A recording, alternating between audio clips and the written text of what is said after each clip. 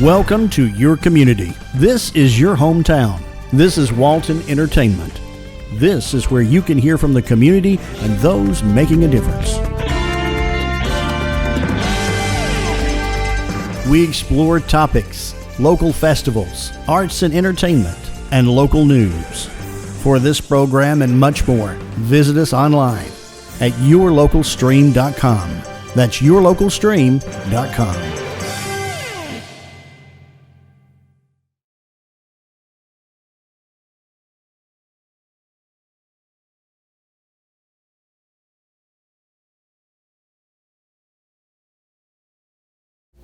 Hi, this is Miss Laura ready to read to you again today.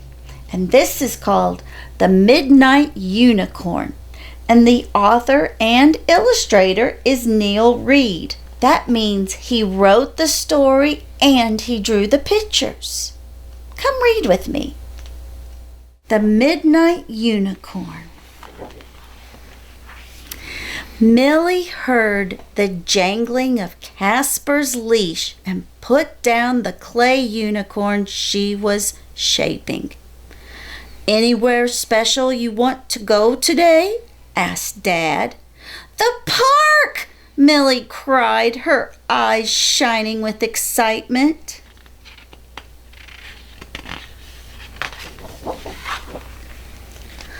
"Okay," said Dad. "But wouldn't you like to go somewhere else for a change?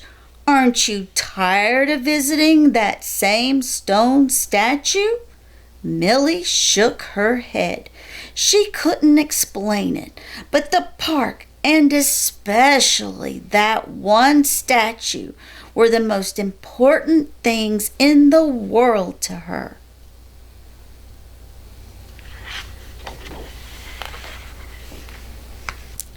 The park was quiet, except for the sound of dry leaves crunching under their feet as Millie led the way down the path. "Almost there, almost there," the quick rhythm of her feet seemed to say. One more bend in the path, and there it was. A small stone unicorn, molted with age and weather, slightly mossy around its hooves. "We can't stay too long, Millie," said Dad. "I'll be right over there on the bench if you need me."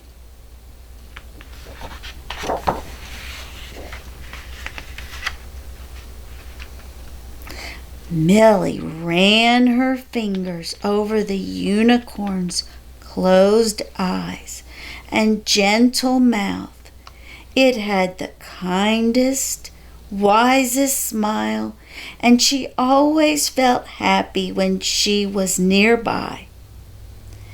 "It's only been a week since I was here, but I've missed you so much," she whispered, stretching on tiptoe to be closer to the unicorn's ear.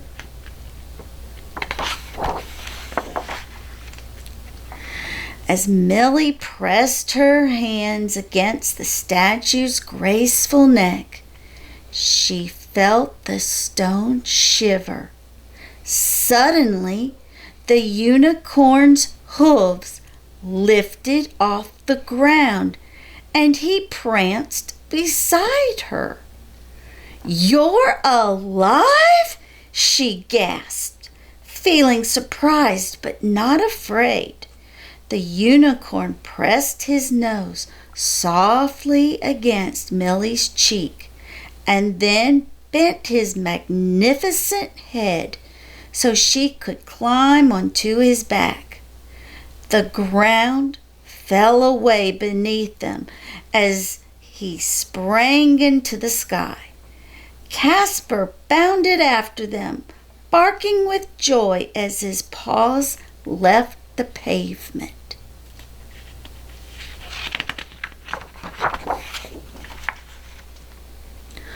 Up and up they flew, high over the park and Millie's neighborhood. She kept her eyes shut tight against the rush of wind, and when she opened them, she was amazed to see a bright full moon, a sky suddenly full of stars, and lights twinkling in all the houses below. The town clock struck midnight.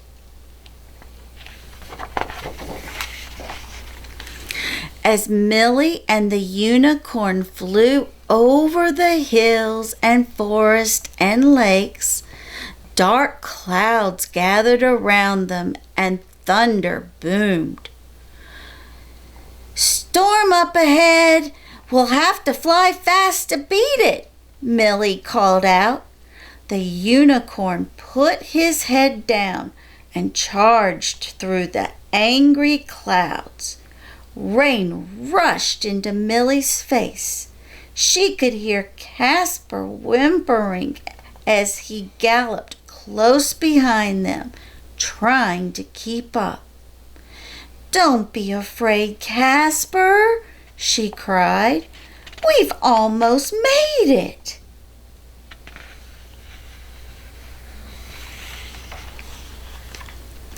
As they blasted through the last bank of clouds, Millie cheered and patted the unicorn's strong neck. He swooped down low over the tops of glistening moonlit mountains so she could run her fingers through the snow. "It's beautiful here," said Millie, "but could we find somewhere warmer now?"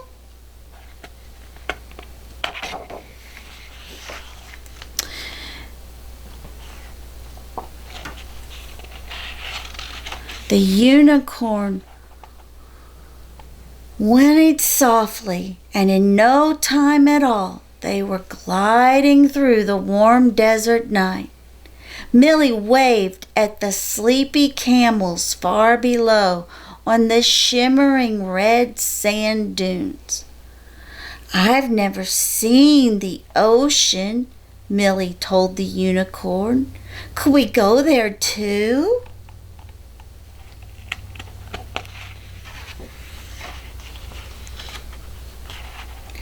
The unicorn turned sharply, and soon they were gliding over a sparkling sea.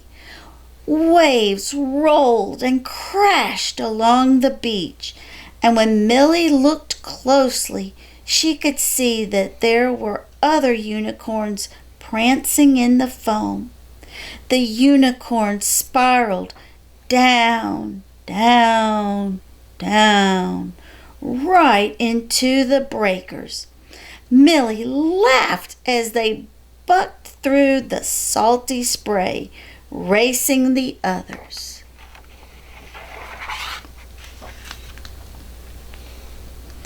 Casper was panting and falling behind, so Millie gently pulled on the unicorn's mane. He climbed easily into the air and landed on a rainbow where Casper could rest. All alone in the dark sea below them was an island. It was lit by a shaft of golden daylight at the end of the rainbow, and Millie saw that a herd of unicorns waited on the beach.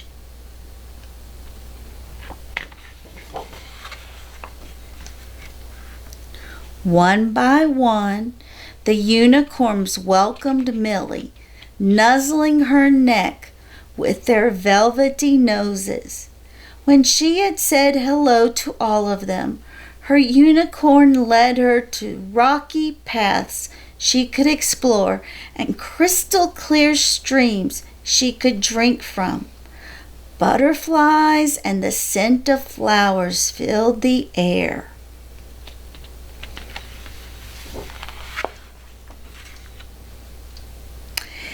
At last, exhausted by all their adventures, Millie, Casper, and the unicorn lay down on the soft grass.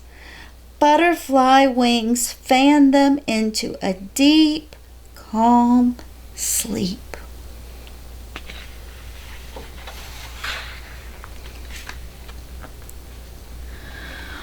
"Wake up, sweetheart, it's time to go home." Millie opened her eyes and looked up at her father. "Were you worried about me, Dad? I was gone all night. The unicorn took me to see the mountains and the desert and the ocean and—" Dad gave her a hug. "You have a wonderful imagination, Millie, but it was real," she started to say, and then stopped herself.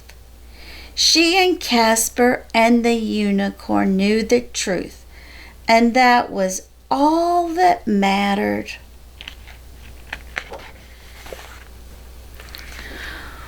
"Ready to go now?" asked Dad. "Almost," said Millie. She stood beside the statue and kissed its smooth forehead. "Thank you, my midnight unicorn," she whispered. And as she turned to follow her father down the path, Millie was sure she heard the unicorn whining a soft goodbye. The end.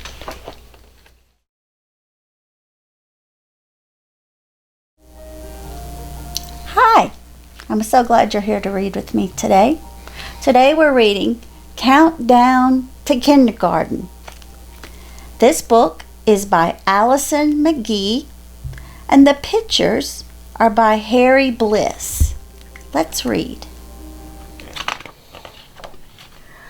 "I am in big trouble. I'm going to kindergarten in 10 days. I've heard from a first grader that they have a lot of rules there. Rule number 3, you're not allowed to bring any stuffed animals. Hand over the stuffy, you know the rules. Rule number 2, you're not allowed to bring your cat. Dear kitty, I miss you. Rule number 1, you have to know how to tie your shoes by yourself. You're not allowed to ask for help, ever.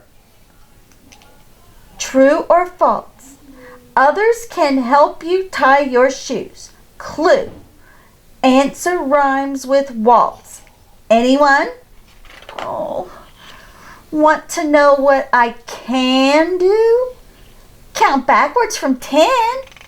10, 9, 8, 7, 6, 5, 4, 3, 2, 1. Want to know what I can't do? Tie my shoes.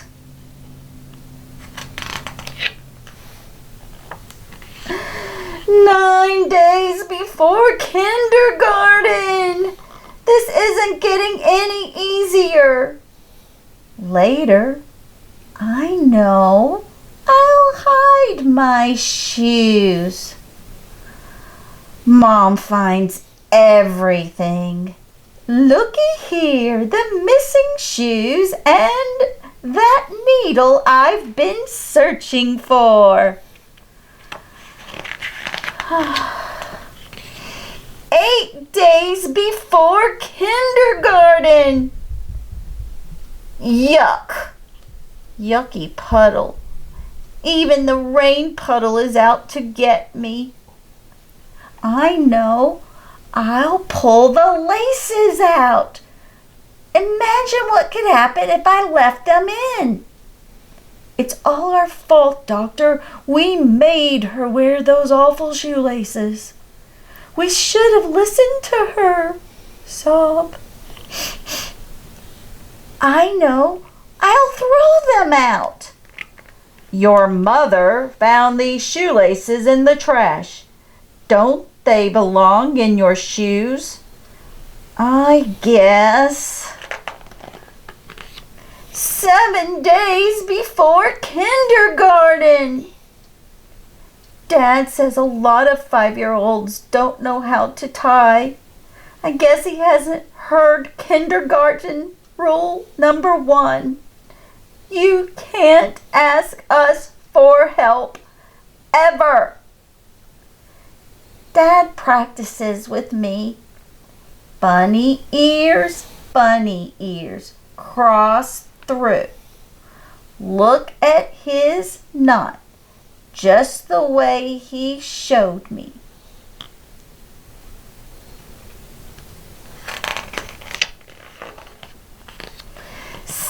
Days before kindergarten. What should I try now? Poor Putty, you look so hungry. Putties, here's your lunch.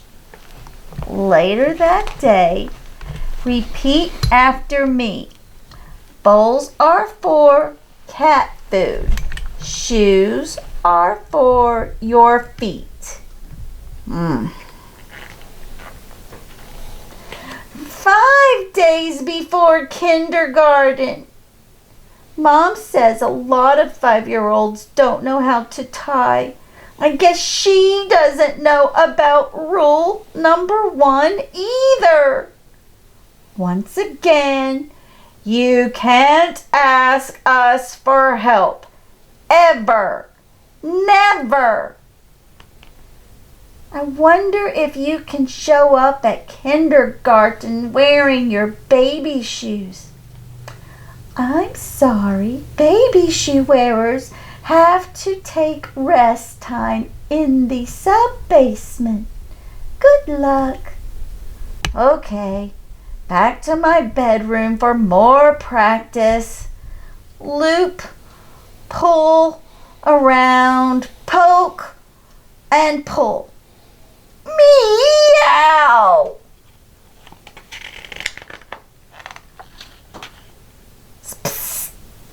4 days before kindergarten. How will I ever do it?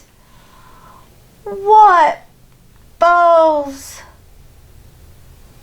Poor Mr. Ducky is so sad. He still doesn't know how to tie either. Maybe a ride in a canoe would cheer him up. Careful, Mr. Ducky. Don't you know you should never stand up in a canoe? Repeat after me. Shoes are not canoes.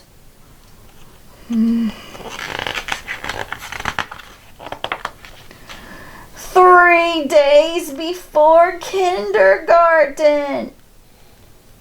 Loop, pull around, poke, and pull. Dad is so nice. He even bought me new laces. That should help. Snack time for Putty.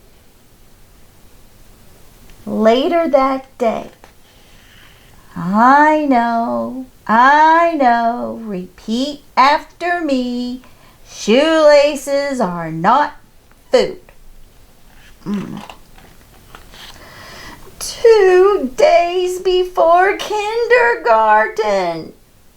My parents are taking me out for my favorite dinner, spaghetti, to celebrate the start of school. I don't see anything to celebrate. How's your bowl of shoelaces? I mean, spaghetti. Dad says, don't worry, sweetie. It just takes time. But kindergarten starts in 2 days. What if I have to wear a sign that says, Velcro girl. One day before kindergarten. What if they don't let me have playground time and no one gets to see me jump rope, counting backwards from 10? What if they don't let me have snack time or I miss the last bell and get locked in school all night without you, Putty? And I miss my dinner and my dessert and my bedtime story and my goodnight kiss. I'm doomed. Meow. You'll be all right. First day of kindergarten. Look at all those feet. All those bows. Later that morning. Really? Your dad tied your shoes for you? Me too. You guys can't tie your shoes either? You only know 3 kindergartners who can tie their shoes? 3, 2, 1, that's all? I thought I was the only one.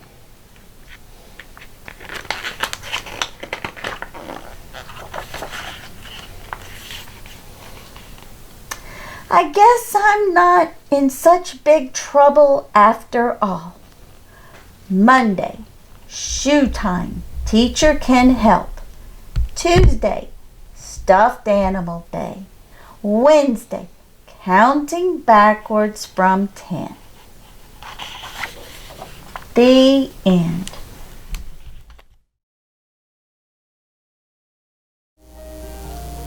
Hi. I'm so glad you're here to read with me today. Today we're reading Countdown to Kindergarten.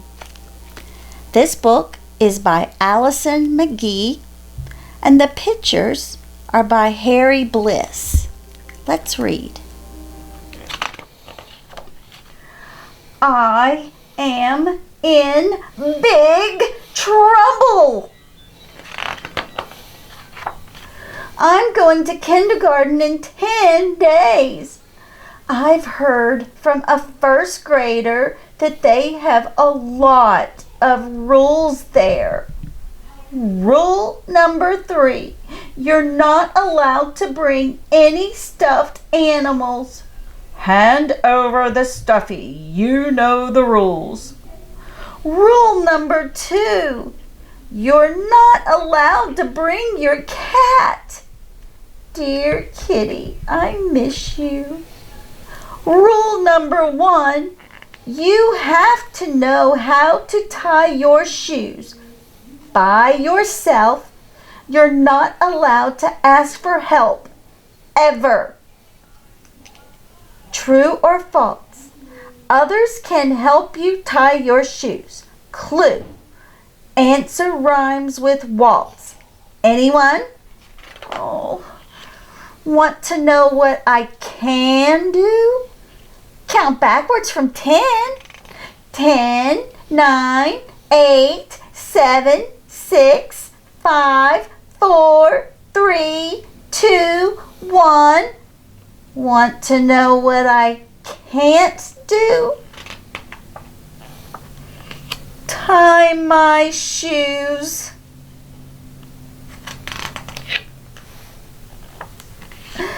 9 days before kindergarten. This isn't getting any easier. Later, I know I'll hide my shoes.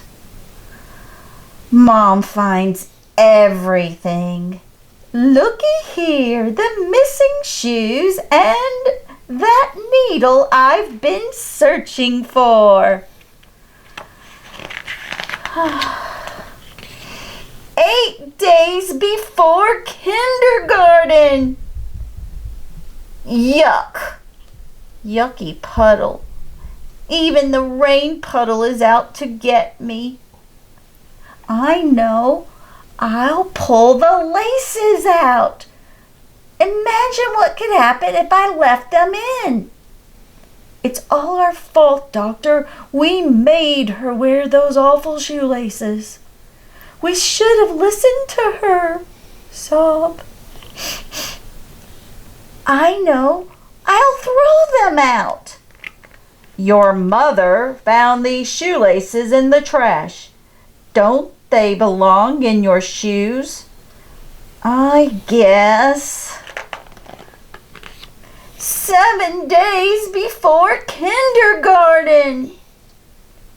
Dad says a lot of 5-year-olds don't know how to tie.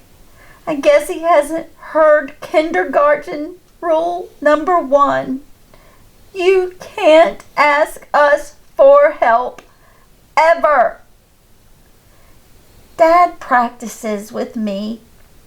Bunny ears, cross through. Look at his knot, just the way he showed me.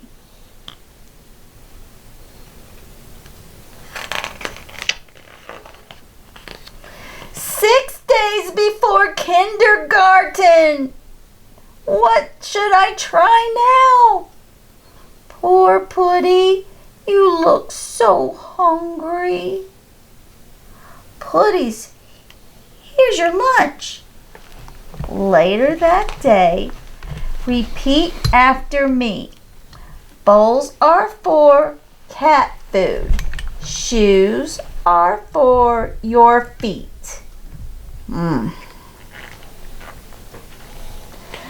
5 days before kindergarten.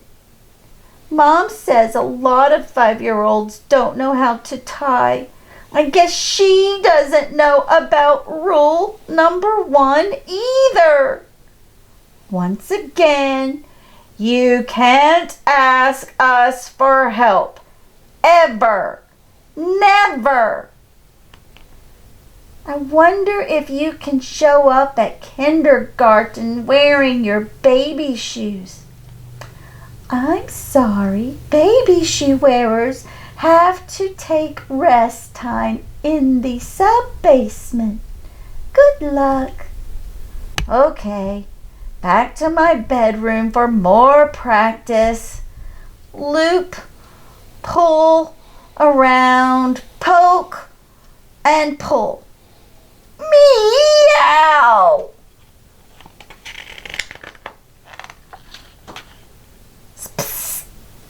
4 days before kindergarten. How will I ever do it? What bows? Poor Mr. Ducky is so sad. He still doesn't know how to tie either. Maybe a ride in a canoe would cheer him up. Careful, Mr. Ducky. Don't you know you should never stand up in a canoe? Repeat after me. Shoes are not canoes.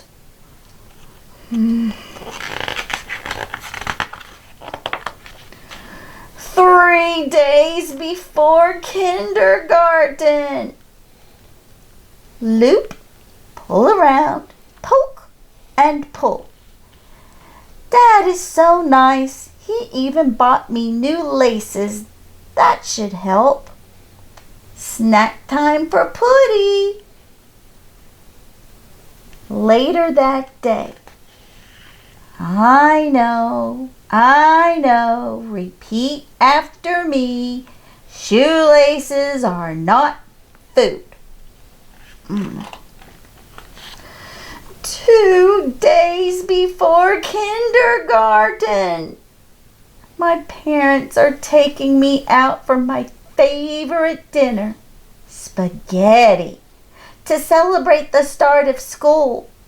I don't see anything to celebrate. How's your bowl of shoelaces? I mean, spaghetti. Dad says, don't worry, sweetie. It just takes time. But kindergarten starts in 2 days. What if I have to wear a sign that says Velcro Girl?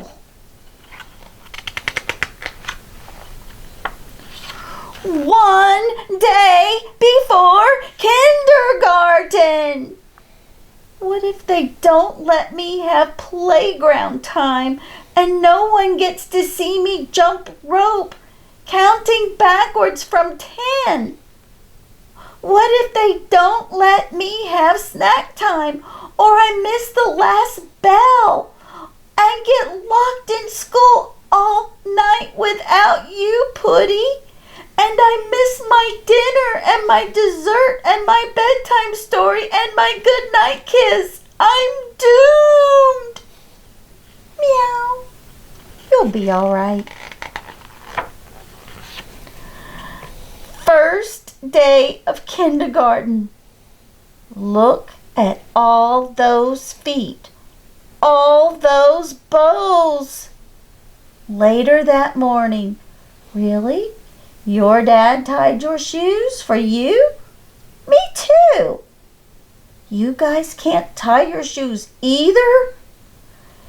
You only know 3 kindergartners who can tie their shoes? 3, 2, 1, that's all? I thought I was the only one.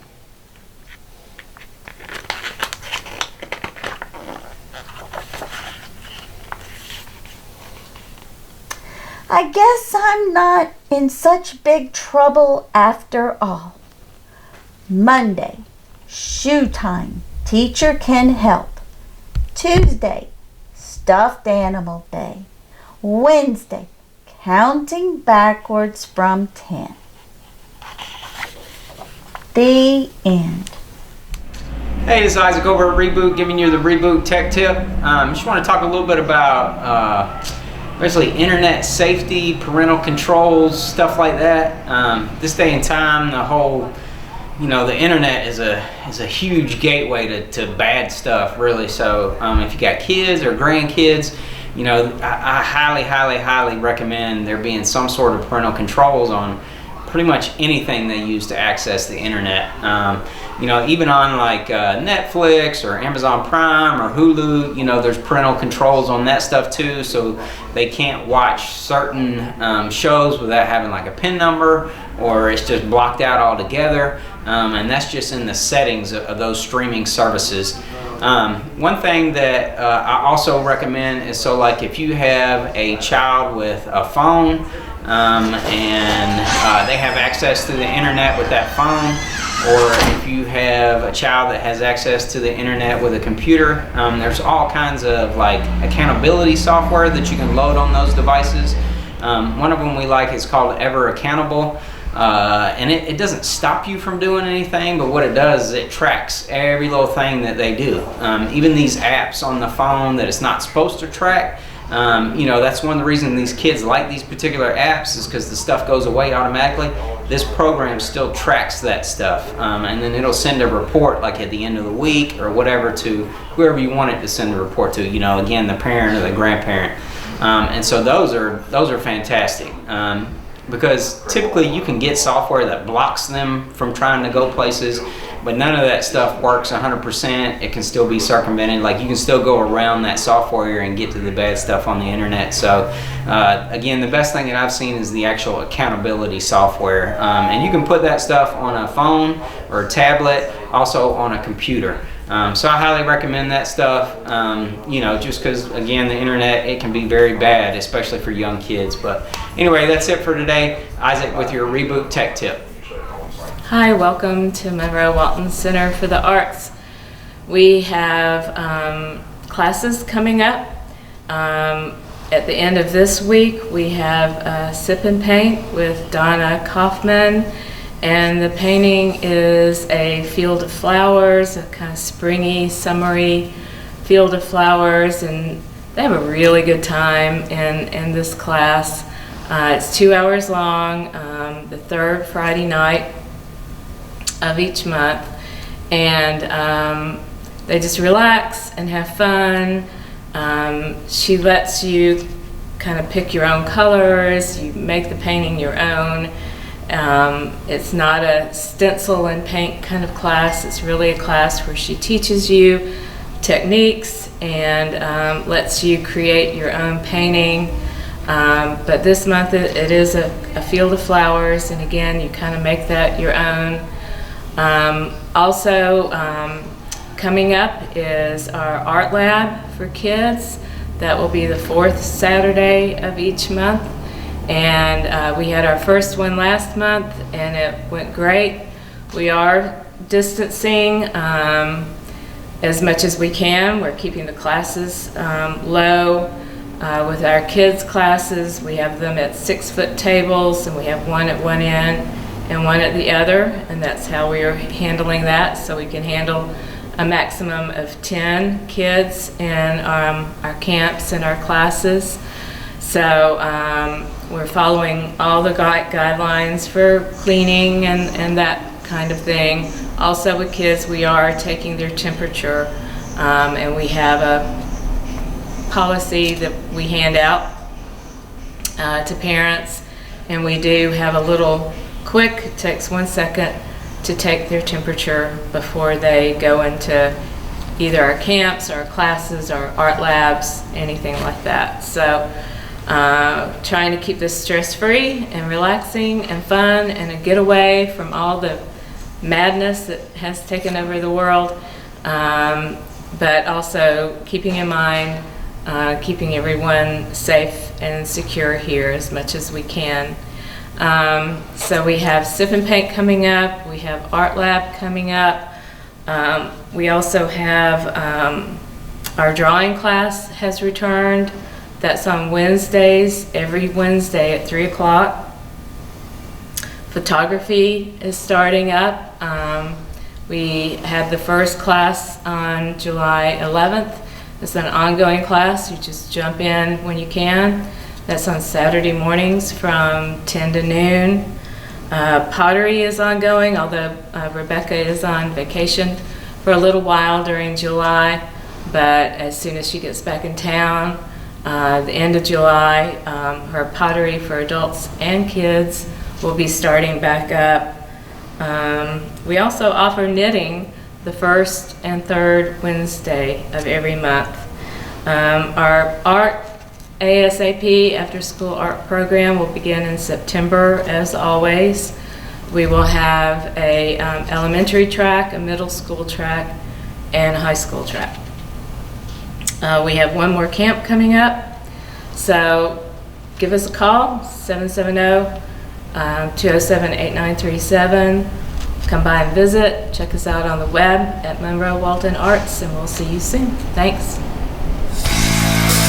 This is the place for axe wheeling fun. Welcome to Lumberjacks. Come blow off some steam and throw an axe.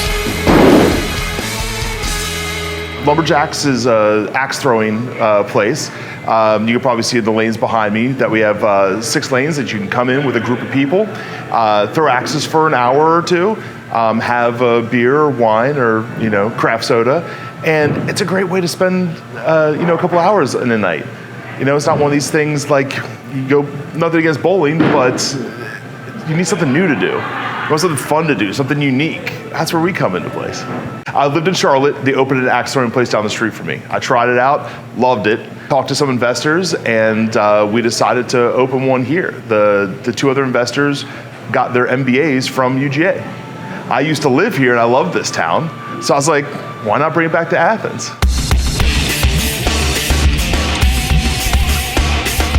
The minute I walked into Lumberjacks, I knew this place was going to be fun. And it was. Being able to have a day of throwing an axe, talk about a stress reliever. If you're in the Athens area, I highly recommend that you make a time to come by and throw an axe for a while. Believe me, you'll be glad you did. There's 2 kinds of people that come in here. They're the ones that are all excited, they really want to get into it. They're like, oh, axe throwing and drinking a beer, what could be better than this? And then there's the ones that are very hesitant. They're like, I don't know about this, drinking and axe throwing, oh, that sounds awful. But after 10 minutes, they're hooked. You know, we're not the place that you come in drunk. You know, it's you have a craft beer while you're throwing, and then 1, 2, and then at the end of the hour, it's you go have dinner downtown or you go hang out. When you live a little further out from a hub, let's just say like Athens, sometimes you just get stuck in your own little bubble. You've got your grocery store, you've got your restaurant that you go to. Same thing with Monroe. Monroe's a decent sized city. You've got Walmarts, you've got all the kind of standard amenity stuff, but it is still a little limited on what you can do. So especially in like Monroe area, your choices are head for Atlanta, and what kind of headache that is with the traffic and dealing with all the parking and that kind of stupidity. Or you can come into Athens, where there's good local restaurants, family-run places. And we want to expand upon that. We want this to be that nice hub that people can come from outside the area. Come up from Bishop, come over from Washington, come over from Monroe, come down from, Commerce, or even as far as like Conyers and stuff. We had some people in here a couple weeks ago that drove from Gainesville out to here because they didn't want to deal with Atlanta. They had been to the Atlanta axe throwing one, and then they came here and they're like, yeah, we're coming here from now on. So it's tough to get the word out that far out though. People actually have to be looking for us. So we're trying to expand upon it and try and get people from these outlying areas to Athens into the city.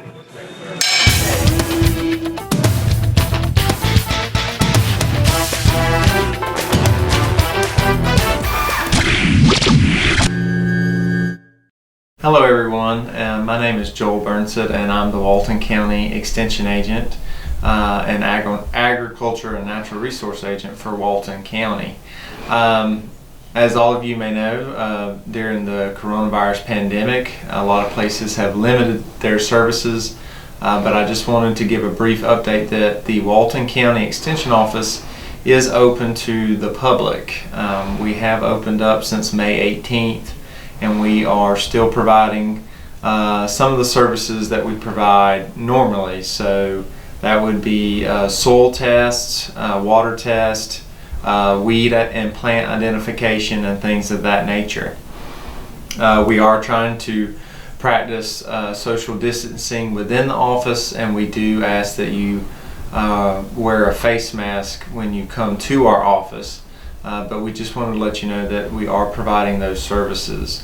Our soil samples are $7 a piece, and you can drop them off at the Walton County Extension Office, and also any water samples or questions that you may have.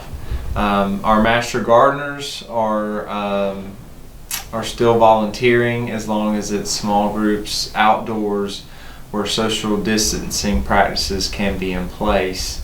And if you are interested in joining the Master Gardeners volunteer program, we will be accepting applications and hopefully having a class next year starting in January, depending on the coronavirus situation at that time. But if you have any questions about soil samples, about your home garden, landscape, if you've bought a new home, want to test your well water, or anything like that, we're here to help and answer those questions. So you can give us a call. Our phone number is 770-267-1324, or you can stop by the office. Our office is located in Monroe, 100 North Broad Street. Thank you.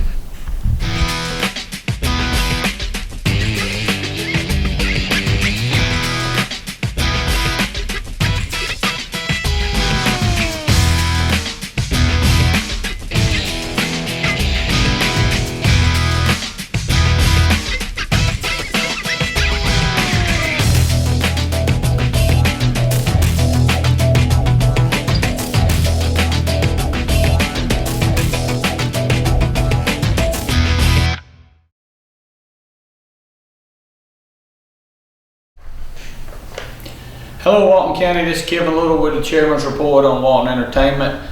Been about a month and a half since I talked to you. Several things have gone on in and around the county. First of all, I was going to talk to you about the July board meeting, what went on. It was this past Tuesday. We had several zoning actions. We changed a tire and automotive business in Social Circle. They're going to do that.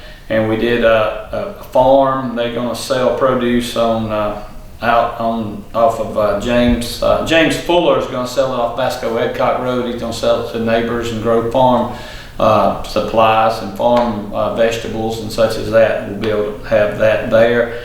We did 3 guest houses, and we also did table an I-1 to A1 down near the Ebenezer community. We amended the code of ordinance to start the impact fees back again, and Walton County, we did that several months back, and now we're putting it in process as more people are coming. While I'm on that, we did July of last year to June 1st of this year. Walton County as a whole, including the cities, had started or building 608 houses. So that's a good many of people coming to Walton County, and so it's going to still be a increase in our area. We did do the lease purchase of some of our water contracts, and we're going to save about $150,000 to refinance those. That's good for you, the taxpayer, and the water user in Walton County. And we did, all the cities in the county have passed the special local option sales tax, the T-Splice, and so we did put that on. It'll be on your November ballot. You'll see a lot coming up on that. Walton County and Monroe is gridlock, and Social Circle and Loganville are not far behind, and so the only way to do it is through the T-Splice. I've seen some negative comments about taxes, and so, but the people coming through, they help pay for this, and it's the only way to partner with DOT. Millions and millions of dollars for transportation projects now, and if you don't have millions of dollars to match them, then you don't get it, and it passes you on by. We tried to pass this in 2012 statewide. 3 regions passed it. Just ride down in the Augusta and Columbia County area or the Columbus area and see what they've done in the past 8 years on their T-Splice. Their roads are very much improved. They got great intersection signalization. That 1 penny will go a long way, and it's split over everybody. Nobody is hit burden on that, but I'll be updating you more on that as time comes on. We did have another Zoom meeting because of these it's hard to do 6-foot social distance in a historic courthouse. We are hoping to be back in August at our regular one because the number is still 50, and so we may have to limit the number of people that can come in, but we'll work on that over the next 3 or 4 weeks. Got several projects going on. Fire station at Hardlever Creek, we broke ground on that. It's well underway and should be done somewhere in middle October in that neighborhood. The Splash Water Park, COVID and the weather has really delayed that project. We're looking at a mid-September opening for that. I'm hoping they'll allow. It's usually hotter in October than it is any other time. Maybe we can spend a little time up there, maybe 3 or 4 weeks to a month or longer using that Splash Water Park. That's some of your sales tax dollars we're excited about. Jody Johnson, the Parks and Recreation Director for Walton County, had a big demand from the parents and the citizens, and so he had 89 ball teams in the month of June play rec ball here in Walton County. We appreciate all the parents, grandparents, and all the players that all took part in doing that, and it was very good, a good result. I think we were one of only 2 counties in the state of Georgia that attempted rec ball this spring and summer, and it was very successful here in Walton County. Jody Johnson is a great leader, a great Parks and Recreation Director, and always puts the kids first, and that was what he was doing with that. Do want to say my condolences to the family of Judge Horace Johnson. He was a personal friend of mine.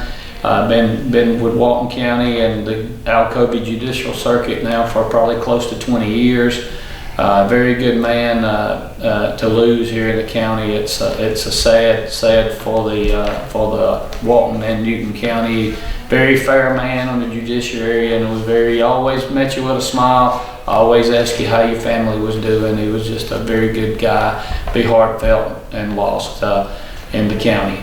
We did close the government building on Thursday, and we were already off for the 4th on Friday, and thoroughly cleaned it. We did have a couple of COVID another judge, Judge Ott, had COVID also. He was diagnosed with that, and so we just wanted to make sure that the building was clean while it was going to be closed for a while, and appreciate your patience as citizens as we go through these trying times. And it may happen again, and as time comes on, we may have to close to do a cleaning. Just be mindful, if you have a deadline on the day of and the building is closed, it will be extended. So, and if the courts are going on that day, it will be continued from what I understand. Everybody's working together through these troubling waters. We don't know what we face going ahead, but we're willing to work and do with whatever we can do to keep everybody safe.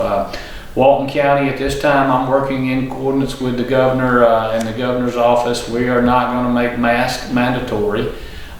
We do recommend that if you feel the need to wear the mask, and masks do help in a certain extent, but they've not been totally proven that works. So we're not at this point in time going to make anything mandatory until the governor and the state of Georgia and Dr. Toomey gets, if they feel like we need to go forward, then we're basically going to do what the governor's executive orders act.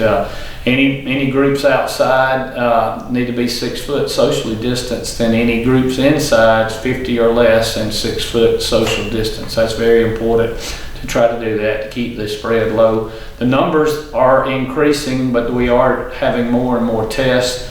The hospitalization and the death rate is very low and continuing to be low, so that's a good thing. So we'll get through this all together if we all work together. If you have any questions or concerns, give me a call, 770-267-1316. See you again in 2 weeks. Thank you. Hello, I'm Jody Johnson. I'm here with the Recreation Report. It's about mid-July now. I know we've passed the 4th of July, and it's the kind of the middle of summer.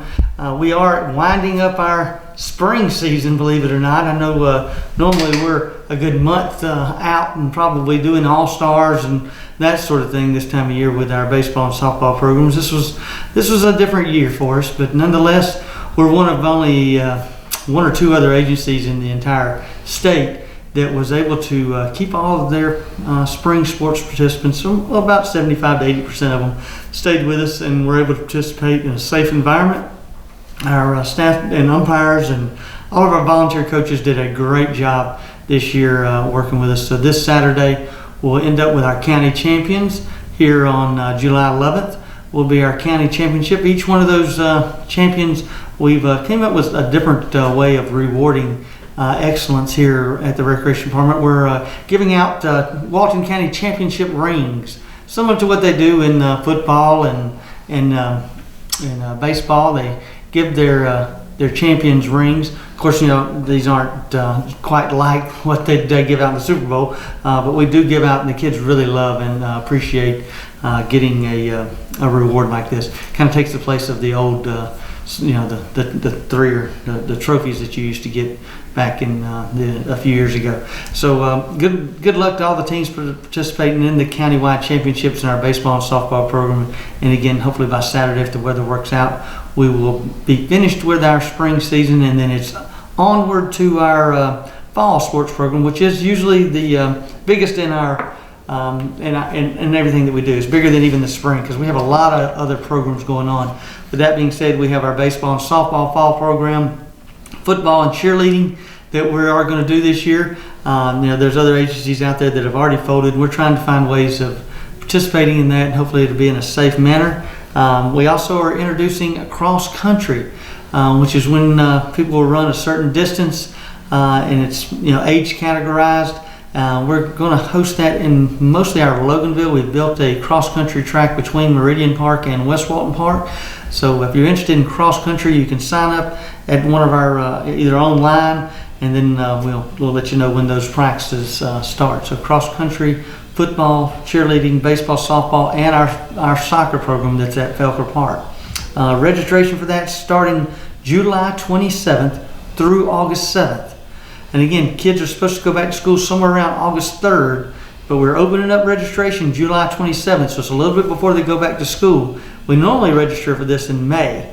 This year we pushed it back, going to make sure that, you know, what was going on with the coronavirus and whatnot. So we are going to register July 27th, and it's open until full but we are closing it around August 7th. So register as quick as you can. It is important that you go online or go in person. We prefer you just do it online at waltoncountyga.gov. You can pay with a debit or credit card, and that provide all the information that you need is online at waltoncountyga.gov, and just follow the information there to go to our department, and then the recreation, and there's icons that can walk you right through either getting a profile, or if you've already got a profile, you guys already know how to do that as well.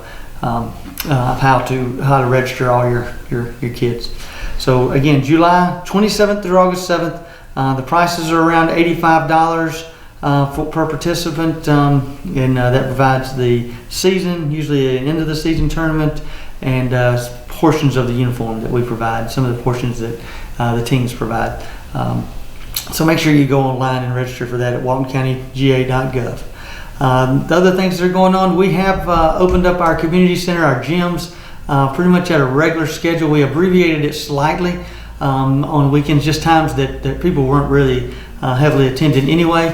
But for the most part, we've opened up all of our classes as well. They are somewhat limited to the number of participants, so we can spread out in our community centers or our gyms and do those exercise programs. Our senior fitness has also started back up, and again, it's kind of abbreviated. The seniors don't come out as much, and they're wearing masks, but there's a few of them that really they needed to get back, along with our Parkinson's classes. They really needed to get back in there for their health reasons. So we've opened those classes back up. Valerie is doing a great job with those and keeping people spread out. They're exercising, so those are going well. We're still putting those classes online, so go to waltoncountyga.gov as well, and you can do those classes at home if you prefer. And so we've got a lot of things going on at the Recreation Department this month as we're ending our spring season, starting our fall season, and starting all of our instructional classes back up at all our community centers. We're also in some construction phases as well. We continue to grow here at the Recreation Department with our splash park that should be open around the end of September.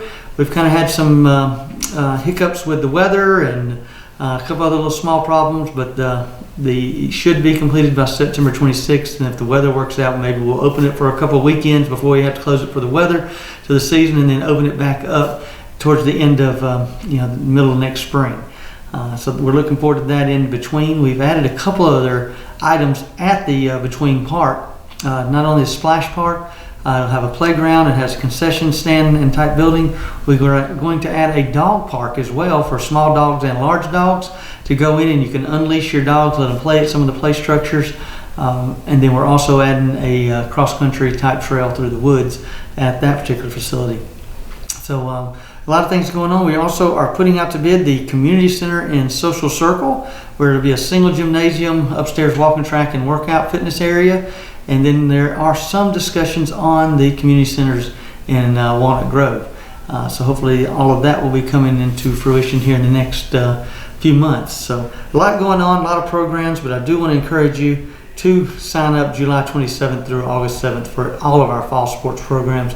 It is going to be one of the busier times that we've had here at the rec department, because there are some neighboring areas that are not going to have their programs. So we look for these things to fill up fast. Obviously, we want to put all of our emphasis on our Walton County residents first and get those folks in our programs. So July 27th through August 7th, and get registered, and we hope to see you soon. And good luck to all the teams that are participating in our spring baseball, softball, and soccer seasons and the county championships. We hope you go home with one of these nice rings that Walton County has purchased for us. And always remember, sportsmanship starts at home, and we'll see you next time. Thank you.